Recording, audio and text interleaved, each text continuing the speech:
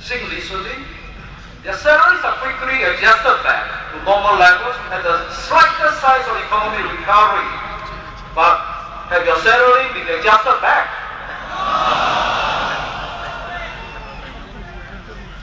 But never mind.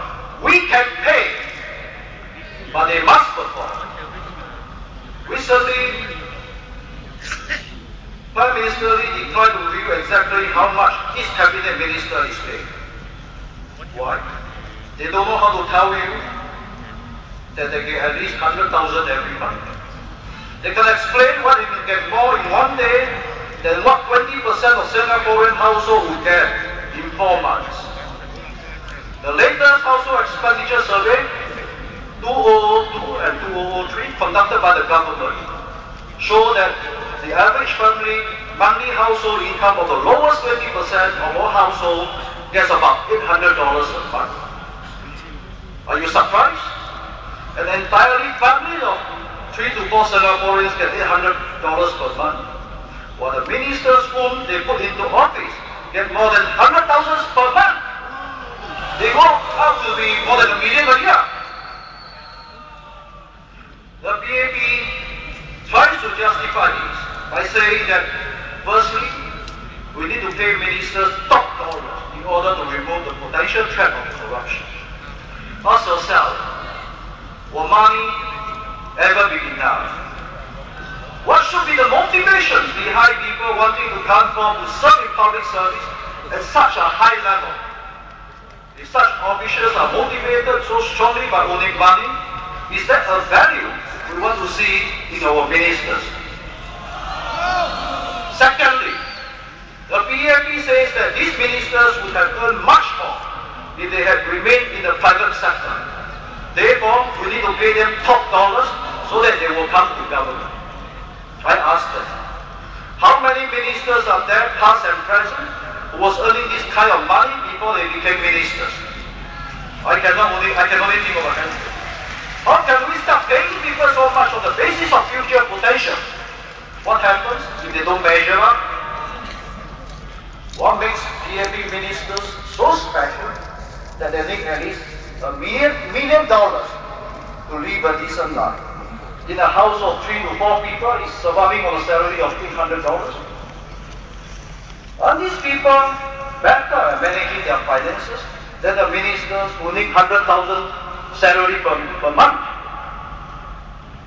Why should the PAP benchmark minister salaries with the income of top 8 earners from 6 professions? Those are totally different areas of expertise. It's not an apple to apple comparison. We should measure our minister salaries with the salaries of political leaders all over the world. But they can't. You know why? Because with our PAP minister salaries, we can probably even afford to employ George Bush, Tony Blair, and Bill Howard, all at the same time. The first political leader of the first world, we can have all them.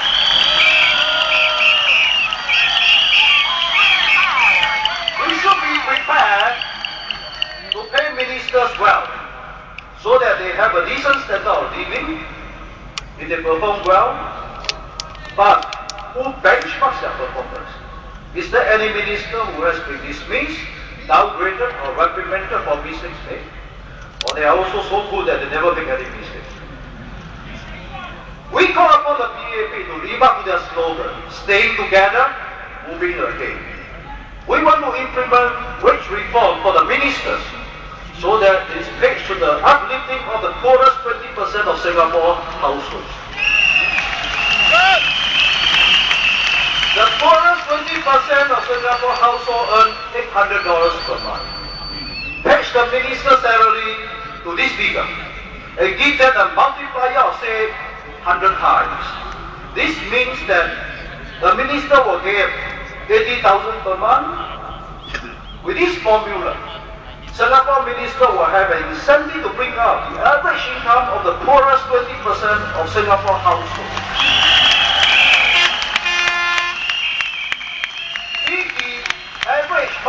income goes up to 1,000 for these households, the minister will get 100,000 a month. Bring our people's monthly income up further, the minister will be rewarded more.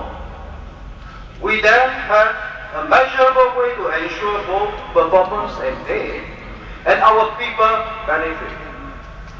This will remind the ministers of their responsibility to the workers and strongly committed to raising their standard of living. If the economy improves and the lives of the people become better, no one will grudge the minister's pay and multiplier for the minister's salary.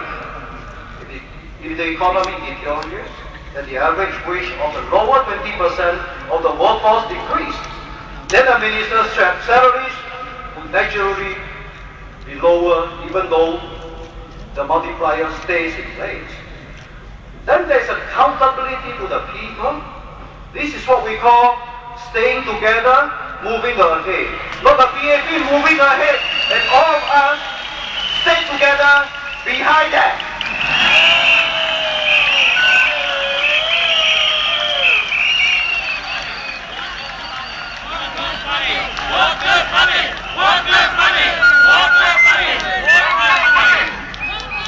Now the PAP don't have to account to you anymore. They refuse to answer our questions on means testing for C-class wards, CPF, and other issues. My colleague will elaborate that further. In our WP manifesto, we have challenged that it is the responsibility of the government to help the needy, and not only when they are surpluses. And they have accused the Workers' Party of welfareism. Then, what did they do? They set up Comcare Fund, workforce bonus, and this is the welfareism. They are just splitting hairs.